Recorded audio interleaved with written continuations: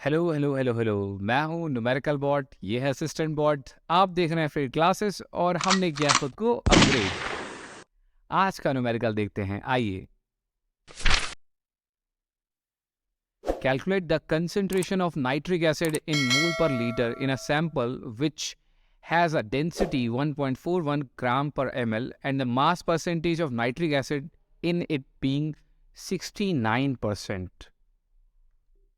तो गिवन क्या है? नाइट्रिक एसिड HNO3, ठीक है ना। इसकी डेंसिटी गिवन है 1.41 ग्राम पर ml और साथ में लिखा हुआ है मास परसेंटेज 69%। 69% का मतलब क्या हो गया कि जो टोटल अगर सोल्यूशन जो है जब भी वो 100 ग्राम पूरा होगा तो नाइट्रिक एसिड उसमें से 69 ग्राम अपनी क्वांटिटी रखेगा। इसका मतलब मेरा जो गिवन सोल्यूट हो गया नाइट्रिक एसिड वो 69 ग्राम हो गया और जो पूरा टोटल सोल्यूशन है उसका मास कितना हो गया? उसका मास हो गया 100 ग्राम हो गया।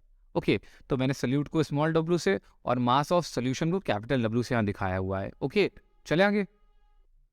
तो क्वेश्चन में पूछा क्या जा रहा है वो देख लेते हैं फटाफट से। इसमें पूछा जा रहा है कंसंट्रेशन को निकालना है। कंसंट्रेशन निकालनी किसकी? नाइट्रिक एसिड की, in terms of mole per litre. Mole per litre में कंसंट्रेशन को निकालना है नाइट्रिक एसिड की।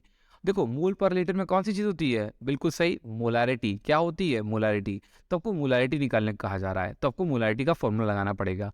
आओ मोलारिटी का फॉर्मूला देखते हैं क्या होता है। मोलारिटी इज इक्वल टू क्या होता है? Given mass of solute, given mass of solute by molar mass of solute by molar mass of solute into volume of solution in litre. ये बहुत जरूरी बात है, किस में होता है? इन लीटर होता है। ये आपकी हो गई मोलारिटी। इसे शॉर्ट में लिखेंगे तो कैसे लिखेंगे?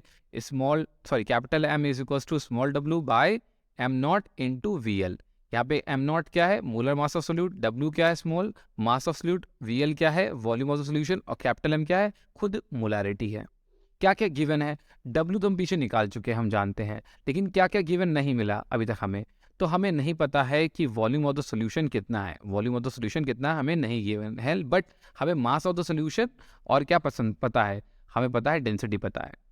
और क्या हमें मोलर मास पता है? तो मोलर मास भी हमें नहीं पता है, लेकिन हम इसे कैलकुलेट कर सकते हैं with the use of its formula. किसका? नाइट्रिक एसिड फार्मूले से। ठीक है ना।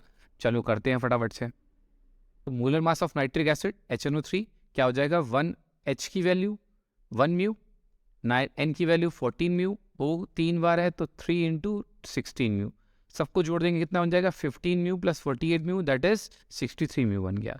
अब एक नाइट्रिक एसिड का मास कितना है? 63 म्यू है। तो अगर मुझसे कहा जाए कि पूरे का निकालो तो आप क्या करते हो? म्यू को कट कर देते हो। तो म्यू को कट कर देंगे और क्या लगा देंगे? ग्राम पर मोल लगा देंगे। क्या लगा देंगे? ग्राम पर मोल लगा देंगे यहाँ पर। ओके, ये आ गया नाइट्रिक एसिड का मोलर मास। अब क्या करेंगे? हमें वॉल्यूम चाहिए, क्योंकि हमें मोलारिटी निकालनी तो वॉल्यूम भी चाहिए। वॉल्यूम कैसे निकलेगा? तो डेंसिटी गिवन है, डेंसिटी इक्वल्स टू क्या होता है? Mass by volume. और मास ऑफ सोल्यूशन पता है कितना है? 100 ग्राम दे रखा है। तो आओ रखते हैं, ऊपर रख दिया 100 ग्राम मास, इधर रख दिया डेंसिटी की वैल्यू और साथ में क्या? वॉल्यूम निकालना है। तो ग्राम से ग्राम कट जाएगा। वॉल्यूम इक्वल्स टू कितना आ गया? 100 बाय 1.41 आ गया। ये क्या आ गया? वॉल्यूम इन ml आ गया।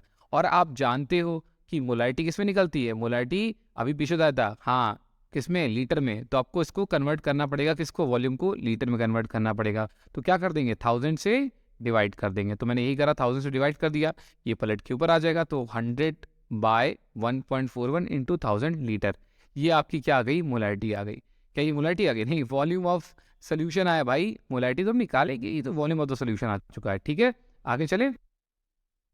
तो अब जल्दी से मोलारिटी के फॉर्मूले में वैल्यूज को रख देते हैं। तो मोलारिटी में ऊपर क्या रखेंगे? गिवन मास कितना रख दिया? 69 ग्राम। नीचे क्या रखा? मोलर मास कितना? 63 ग्राम पर मोल।